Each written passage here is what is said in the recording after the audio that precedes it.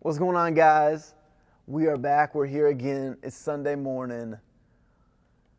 We are in the second week of August already. It's crazy. I know this summer's been wild, and I know it's been really different and really hard. And I know that school is still not here yet. And I know school's going to be different this year. It's okay. Know that that's okay. Know that we love you. Kimberly and I love you. Kimberly and I are praying for you. We're thankful for you, that we are here for you, and then we got some exciting stuff coming up as well. And we're excited to be back with you. Last week we were talking about Jesus still as teacher, and he told us three things. Enter through the gate, see Jesus as the good shepherd, and know the good shepherd. This week, we're actually transitioning. We're going to see Jesus as healer. Jesus as healer. So if you have your Bibles, go ahead and open up with me to Luke chapter 8. That's where we're going to be. He is healer as basically miracle worker, though. Think through that as miracle worker. Not just as healer, but miracle worker as well. And that's who Jesus was. Today we're going to see him actually cast out some demons. And for you and me, like, demons are not necessarily something that we encounter all the time. The demonic world is not something we encounter all the time. And I really believe that in America, a lot of times we don't even think demons are real. We know that the Bible talks about demons, and that the Bible is inerrant and infallible, it's incapable of error, and that's the Word of God himself. So when it proclaims that there are demons in the world, there are demons and fallen angels. And so in believing that, knowing that, man, we need to take it seriously. Take that seriously. Just a introductory note on that. Like, demons are real, and they are scary. So, as we jump in, get with that. So, let me say one word: snakes. I don't know what that caused inside of you. Maybe some fear, maybe love. I have no idea. I'm not the biggest fan of snakes personally. It's just not really my thing. However, when I was in the 4th grade, one of my really good friends, Ross, his uncle actually lives in Arizona and came to our school. When in Georgia, just visiting family, came to our school. And he's a snake handler. Like, he deals with snakes all the time. He protects people from snakes. It's his business. And he brought all of his pet snakes with him. It's crazy. So we were in this class, and he comes into our class. And what he notices, and what he says is, basically you need to recognize authority here, and I'm the one in authority, so don't do anything dumb. The snakes know me, recognize my authority. Then he says this: you need to fear correctly. You got to have some fear of these snakes, but it's not being afraid as much as it is respect for the snakes. And then he said this: the snakes are going to be out. They're going to be on your desks in front of you. I remember this Burmese python he pulled out, and he placed it on our desks. And we had this pod of desks of people, and it rose up and just looked directly at me in the face. And it was one of the most terrifying things I've ever had happen in my life.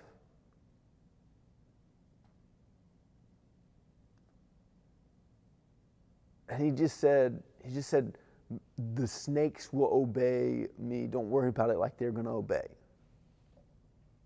Man, just one of the craziest experiences I've ever had in school And it really denotes here Jesus himself. Man, we're jumping in and we're seeing here and that these demons are driven out by Jesus. What we're being taught here is this: Jesus's authority reigns supreme. The authority of Jesus reigns supreme. And we see three things. One, recognize Jesus' authority. Two, fear correctly. And three, obey Jesus. So jump in, read with me, beginning verse 26. Then they sailed to the region of the Gerasenes, which is opposite Galilee. When he got out on land, a demon-possessed man from the town met him. For a long time he had worn no clothes, so this dude was naked, and didn't stay in a house, but in the tombs. So like with dead people, in the tombs, in caves, basically. That's how people were buried back then. When he saw Jesus, he cried out, fell down before him, and said in a loud voice, "What do you have to do with me, Jesus, Son of the Most High God? I beg you, do not torment me." For he, meaning Jesus, had commanded the unclean spirit to come out of the man. Many times it had seized him, and though he was guarded, bound by chains and shackles, he would snap the restraints and be driven by the demon into the deserted places. "What is your name?" Jesus asked him. "Legion," he said, because many demons had entered him. And they begged him not to banish them to the abyss.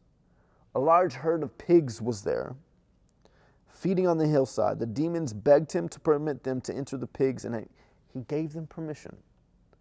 The demons came out of the man and entered the pigs, and the herd rushed down the steep bank into the lake and drowned. So what do we see here, man? First off, we need to recognize Jesus' authority. They sail across the sea, and what's the first thing that they do is they find this man who's demon-possessed. So you have this demon-possessed man, and so he lives by himself. He's far gone from the rest of society. They know nothing of this man other than he's demon-possessed. And they have nothing to do with him. So he's abandoned, he's by himself.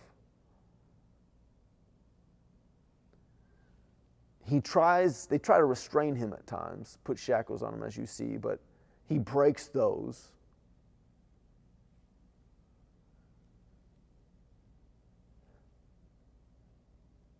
And he's utterly alone and lives in tombs and wanders by himself. And there he is before Jesus. And notice what happens, the very first thing. Notice what he does. Notice what he does. And he's doing this under demon possession though too, so the demons recognize this as well. He falls down before Jesus, like on his knees, almost in a prostrate position. It's hard to say. And he cries out to Jesus and says, "What do you have to do with me, Son of the Most High God?" Like he knows who Jesus is. He recognizes Jesus' authority. That Jesus is not just some dude healing people and making these great teaching. That he is fully God. Jesus is fully God, and he's a man. He's fully man, has flesh. He is a guy.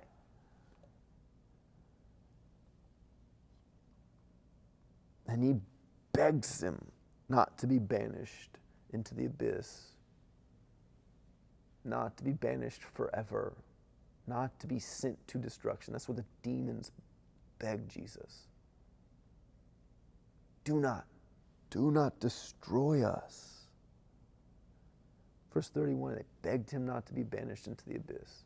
They know what's coming. They know what awaits for them. They know that they cannot win. They know that Satan cannot win. That's what demons know. They know that he has won. They know who Jesus is. Yet they rebel. They rebel. Man, that's the thing. They recognize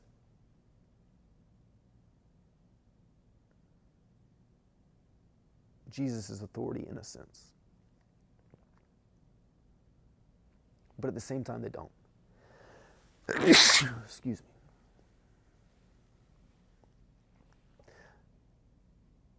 They recognize just who Jesus is. And they recognize that he has some authority in their minds. But ultimately, he cannot control them because they rebel. That's what they think. They think that they are in control ultimately. Even though they know, and this is the hypocritical portion of their thought, they know that he can banish them to the abyss. And so they know that they don't have ultimate control, that they cannot fully get away from Jesus. Think about you and me. Man, do we truly recognize Jesus' authority fully, or do we recognize it more like the demons? Which is to say, man, Jesus is in control. He has authority over all.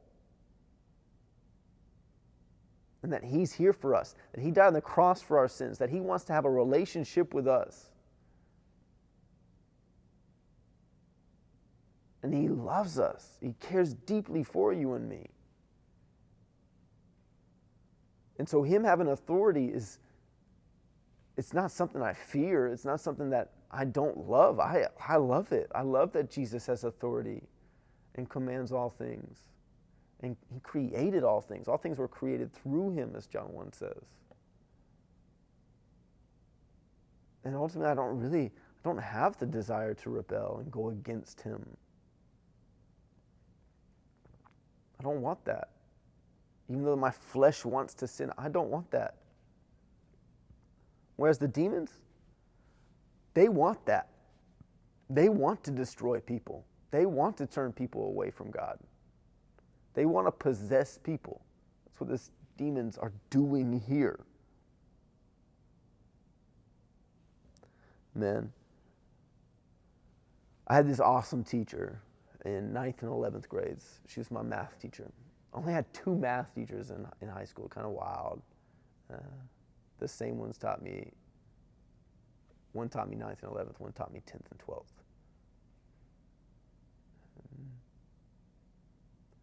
And when you walked into her classroom, she wasn't that old. She's pretty young, honestly. She was, at that time, she was early 30s. Early 30s when I had her as a teacher. Late 20s, early 30s, actually. And you walked in her class, and you knew that, one, she was insanely smart.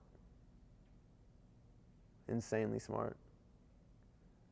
And 2, that she had authority. But you also knew this, that she loved you, that she cared for you, that she wanted you to succeed. And she was there for you. And you didn't really want to go against her. You didn't really want to rebel and be that dumb high school kid who thought they had everything and knew everything. And she'd be quick to let you know. Man, in our daily lives, do we recognize Jesus' authority? Or do we try to rebel against it? 2, we get told to fear correctly. Luke 33, when the men who attended them saw what had happened, they ran off and reported it in the town and the countryside. Then people went out to see what had happened. They came to Jesus and found the man the demons had departed from, sitting at Jesus' feet, dressed and in his right mind, and they were afraid. And they were afraid. Keep reading. Meanwhile, the eyewitnesses reported to them how the demon-possessed man was delivered. Then all the people of the Gerasene region, so all of these people, asked him to leave them, him meaning Jesus, because they were gripped by great fear. So getting into the boat, he returned. Man, notice this. Man, we get told here to fear correctly. These people were just afraid. They're afraid of Jesus. And it's fascinating because, honestly, Jesus, being fully God, knows.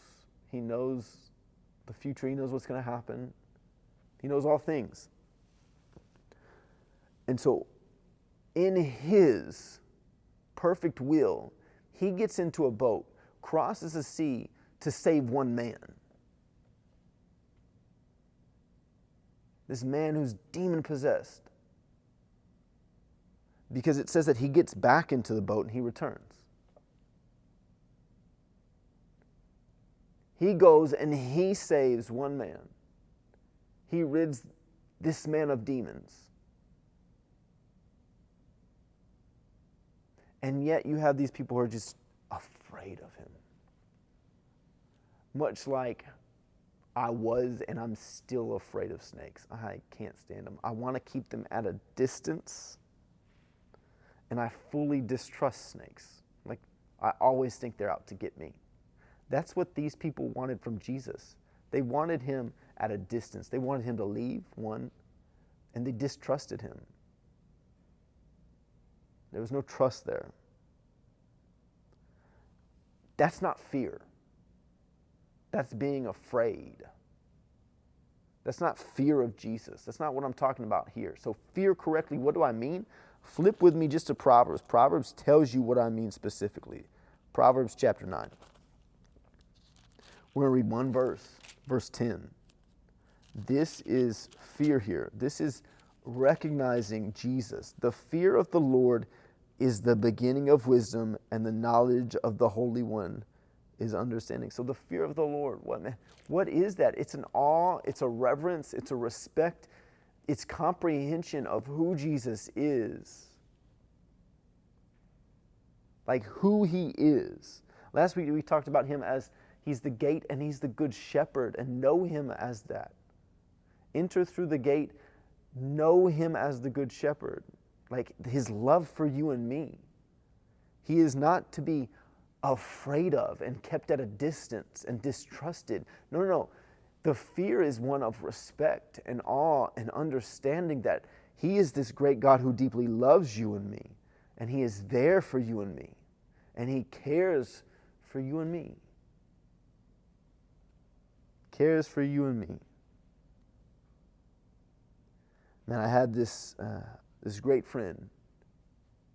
She and her husband, both of them, really great friends at a previous, when I was in Athens, honestly. I met them when I was working at this dentist office. They were awesome people.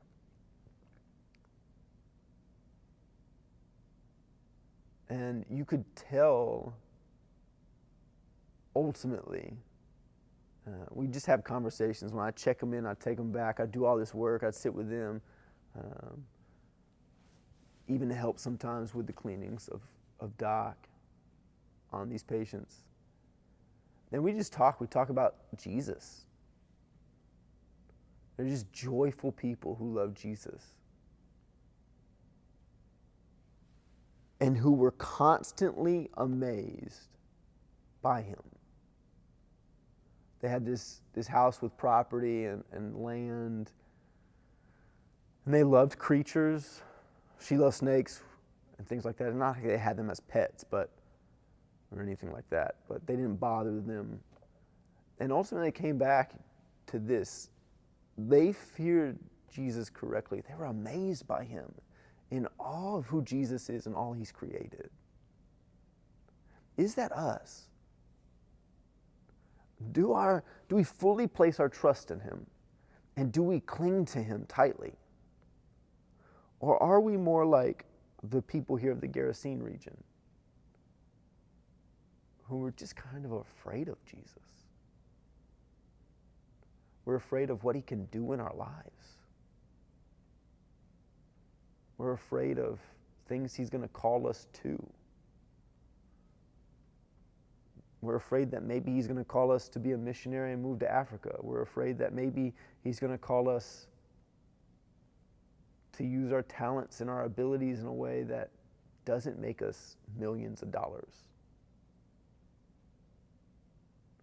Are we trusting of him and fear him correctly? And lastly, this, obey Jesus. Verse 38. Man, the man who was demon-possessed really wants to stay with Jesus. And this is what Jesus says. The man from whom the demons had departed begged him earnestly to be with him. Notice the difference here. When he was demon-possessed, man, the demons begged Jesus not to banish them into abyss, but they had no desire to be with Jesus. And then here there's this guy, and he's begging Jesus to be with him. But he sent him away and said, so Jesus sends him away and says this, go back to your home and tell all that God has done for you. And off he went, proclaiming throughout the town how much Jesus had done for him. Man, this guy, it sounds like, stays with Jesus as he crosses the sea, or right before the sea, he's begging Jesus to stay with him. And Jesus says, no, I came for you. And now I'm going back now.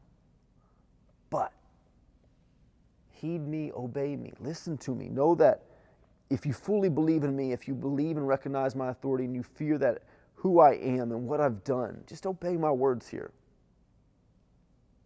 Just obey my words.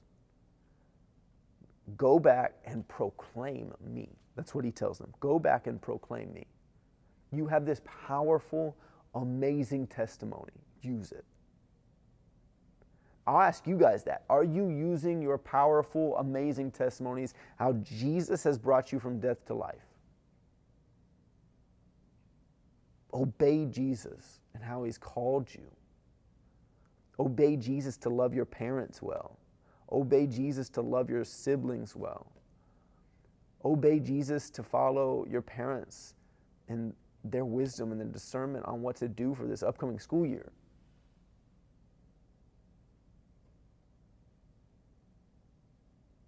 Obey. Obey. And what does the man do? He does. And that's what he does. He faithfully proclaims Jesus. The people feared Jesus himself. Like they were afraid wrongly. And so Jesus left. But Jesus says, I'm not really going to leave. My message, who I am, is still going to be proclaimed. And I need that to happen through you. That's what he tells this man. Make that happen. Are you proclaiming Jesus? Are you obeying? Do you know that what he has for you is the best for you?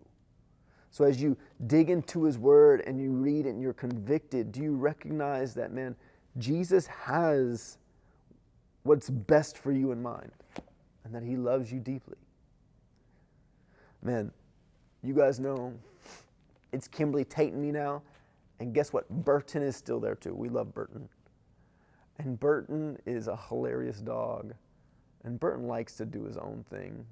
He is a strong-willed dog, for sure. But he knows the words load up really well, and he does them every night really well. And he obeys our voice. He knows that it's time to go to bed, and that sleep is good for him, and sleep through the night is good for him. Rest is good for him. And so he obeys it.